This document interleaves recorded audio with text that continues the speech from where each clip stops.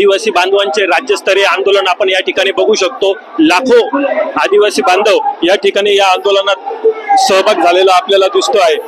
तपोन येथून सकाळी 11 वाजता या जन आंदोलनाला सुरुवात झाली असून औरंगाबाद नाका, आडगाव नाका, पंचवटी निमणी मार्गे, पंचवटी कारंजा, मालेगाव स्टँड, त्यानंतर आता रविवार कारंजावरील दृश्य आपण बघू शकता।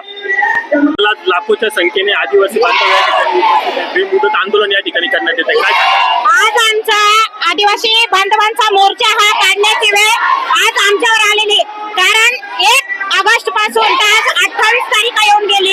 28 दिवसामध्ये सरकारने कुठलीही दखल घेतली नाहीये।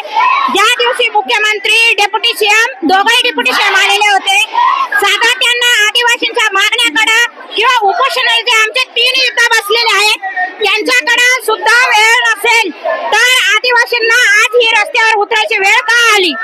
जो आमचा अधिकार आहे पेसा भरतीचा तो आम्ही मागतोय। आम्ही काही दुसरं काही मागत नाही। जो आमचा हक्काचा पेसाचा कायदा आहे ना तोच आम्ही मागतोय। सरकारने आता तरी जागा व्हावा, नाहीतर याची पुढची दिशा आम्हाला ठरवायला वेळ लागणार नाही। जय आदिवासी, जय जोहर।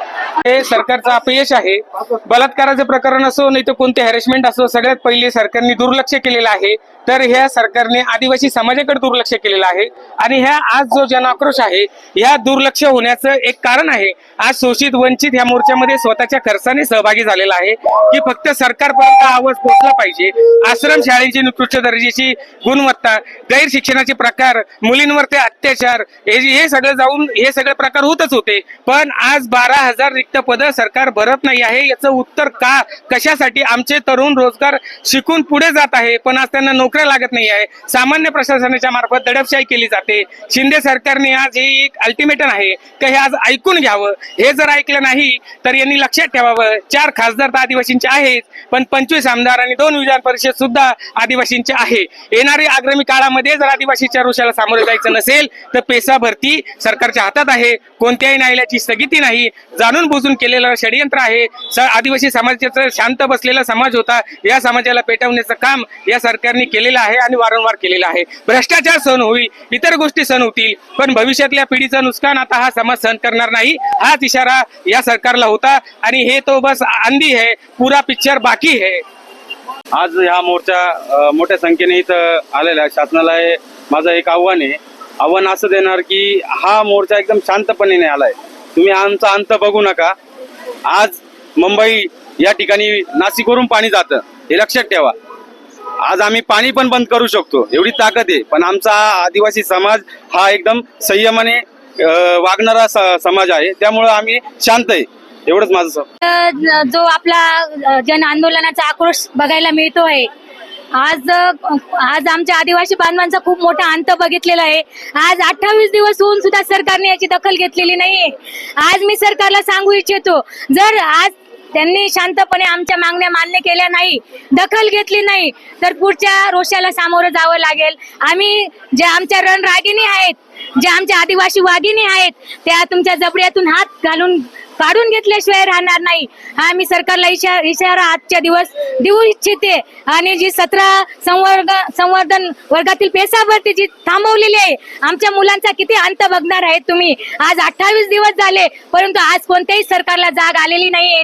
आज आमचे बाप JPG गावित आणि जे चिंतामण दादा आहेत गावित सर आणि आपले भास्कर गावित सर हे आमच्या पाठीशी उभे राहिलेले आहेत, परंतु आज एक सुद्धा आमदार आणि खासदार आमच्या पाठीशी उभे राहिलेले नाहीत। आज ग्राउंड लेवल मध्ये जर या आमदार खासदारांनी आम्हाला पाठिंबा दिला असता आदिवासींना तर आज ही आंदोलन करण्याची वेळ आमच्यापर्यंत येऊन पोहोचली नसती। आमच्या ग्राउंड लेवलच्या नाशिक जिल्ह्यातल्या आणि महाराष्ट्रातल्या पदाधिकारी आणि मंत्र्यांना माझा एक संदेश राहील, तुम्ही आता ही जागे व्हा, नाहीतर सगळं आमच्या हातात आहे। पुढे आदिवासी मधून आरक्षण घेऊन जर तुम्ही पुढे मंत्री होत असाल तर तुमचं हे आरक्षण द्यायला सरकारला जाब विचारायचं तुमचं काम आहे।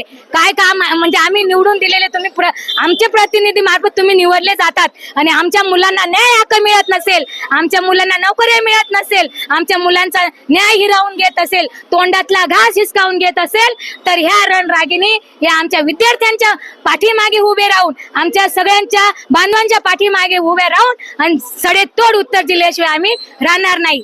धन्यवाद। पेसा भरती ही झालीच पाहिजे। सरकारला वेळोवेळी आम्ही सगळ्यांनी आंदोलन केले तरी पण सरकारने आम्हाला प्रतिसाद दिला नाही, म्हणून हा महामोर्चा आज आमचा आदिवासी विकास भवनासमोर गेलेला आहे. तरी मुख्यमंत्र्यांनी येऊन आणि आम्हाला न्याय दिला पाहिजे आणि तुम्ही आम्हाला आरक्षण का देत नाही ह्या संदर्भात आम्हाला तुम्हाला प्रश्न विचारायचा आहे आणि जाब विचारायचा आहे का तुम्ही आमच्यासाठी काय केलं आणि वरून सांगता का तुम्ही आम्हाला पेसा कायद्याचं अंमलबजावणी करतायत का? तुम्ही आम्हाला दिलंय का सरकारने? हे आम्हाला बाबासाहेबांनी संविधानाने दिलेलं आहे, त्याच्यामुळे तुम्ही असे वक्तव्य करू नका असं माझं सरकारला इशारा आहे.